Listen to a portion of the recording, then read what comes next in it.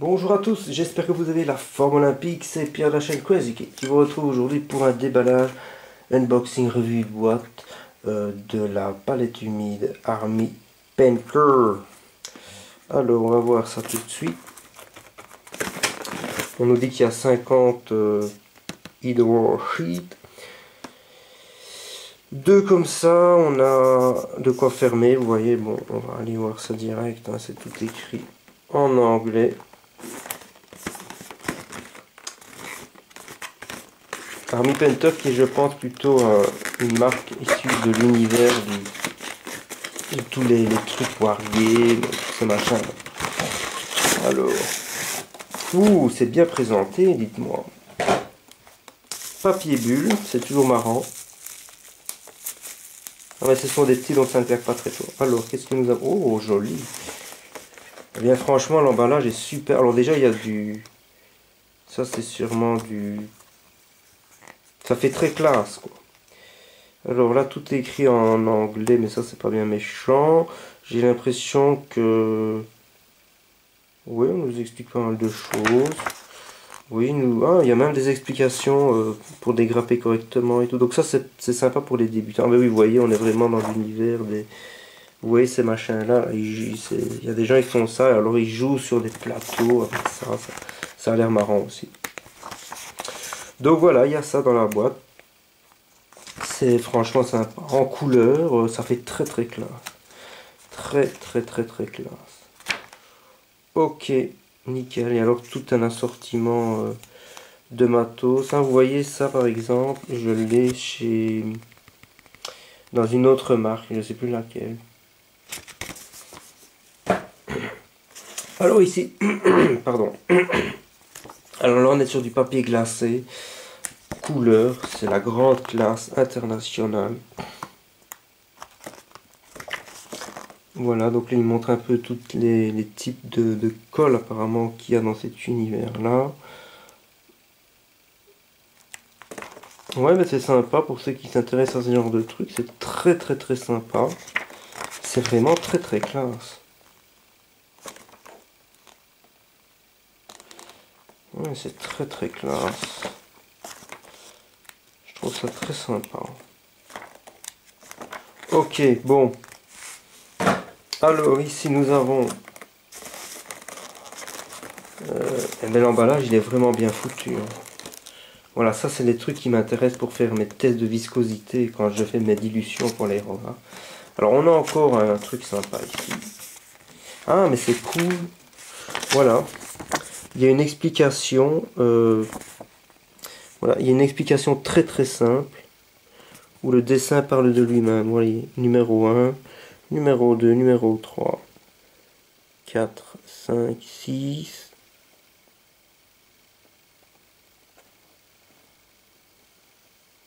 Il y a même un temps d'attente apparemment à un moment donné. Je verrai tout ça en détail, mais comme ça, vous avez une petite idée de ce qu'on trouve dans cette boîte. C'est très complet en fait. Franchement, c'est génial. Ok. Eh ben dis donc, ça n'arrête plus. Voilà. Thank you.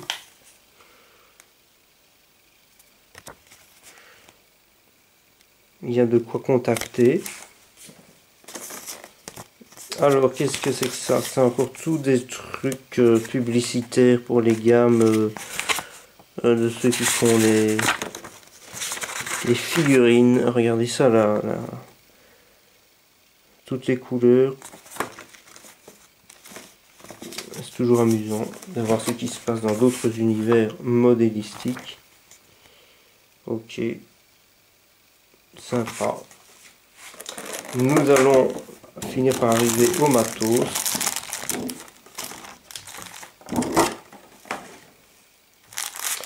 Donc nous avons ces feuilles. Ça c'est ce qui est fourni. Je recommande après la boîte. En 50 exemplaires. Et ça, je pense que c'est ce qui est fourni. Eh bien oui, en 2 exemplaires, ok. Donc voilà.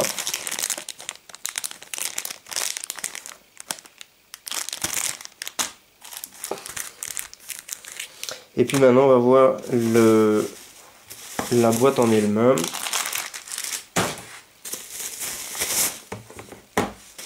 Eh ben dis donc, c'est le grand luxe, tout est emballé. Ah non, c'est une protection, ok. Eh ben c'est vraiment...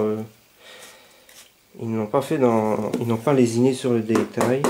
Ça a l'air d'être de la bonne cam. La couleur est cool. Là on est sur quelque chose d'élastique.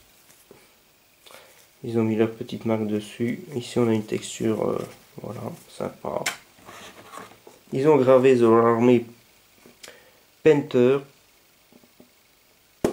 Franchement ça rend pas trop mal je trouve. Ouais c'est pas mal, c'est pas mal. Et voilà. Ça c'est cool. On peut ranger les pinceaux. Et puis on a ça là. Donc pour ranger les pinceaux,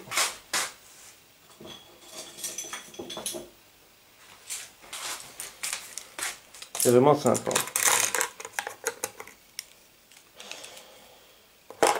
Hein, Italeri ça n'ira pas. C'est pas très grave. Ça à mon avis c'est vraiment fait pour les pinceaux Army Painter, ils sont un peu carrés. Mais des pinceaux classiques peuvent se mettre dedans. Celui-là il est un peu trop grand, je n'ai pas choisi le bon modèle. Voilà, ça c'est parfait ça.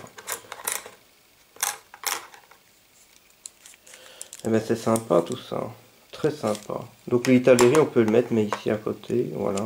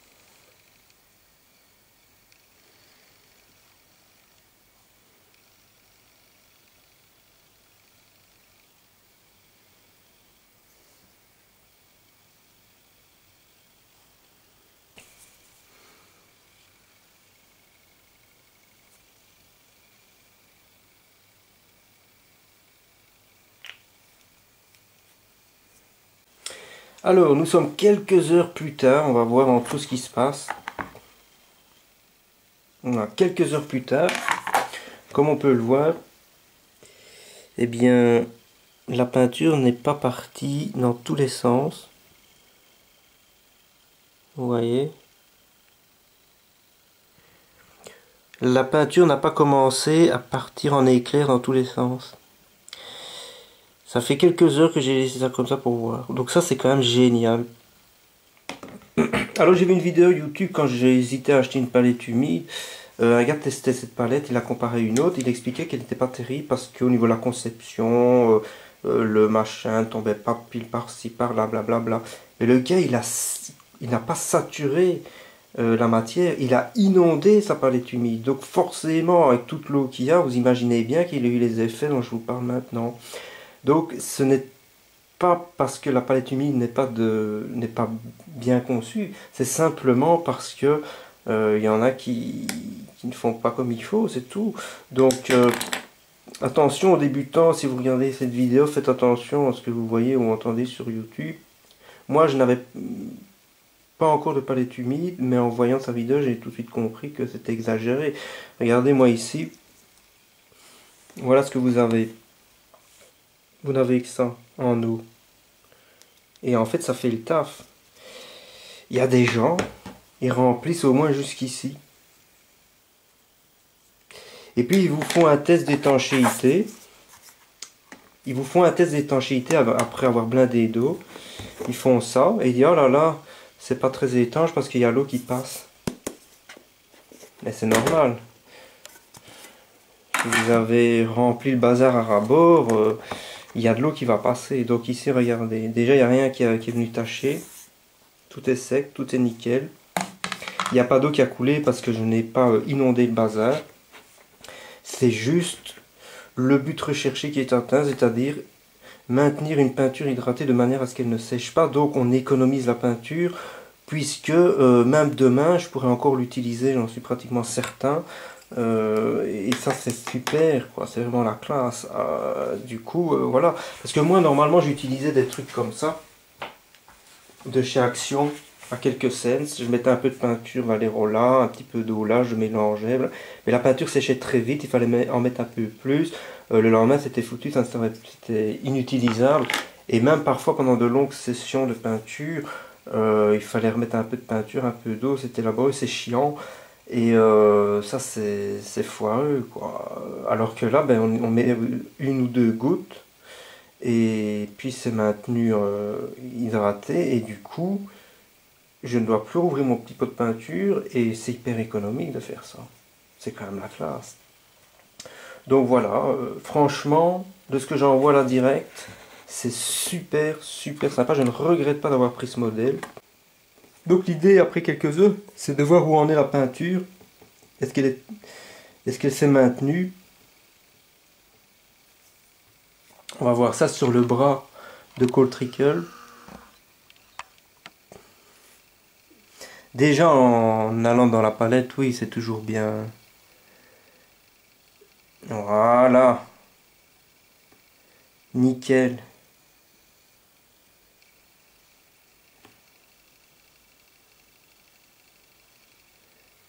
Sur ce, je vous dis à la prochaine. C'était Crazy Kid. Ciao, ciao.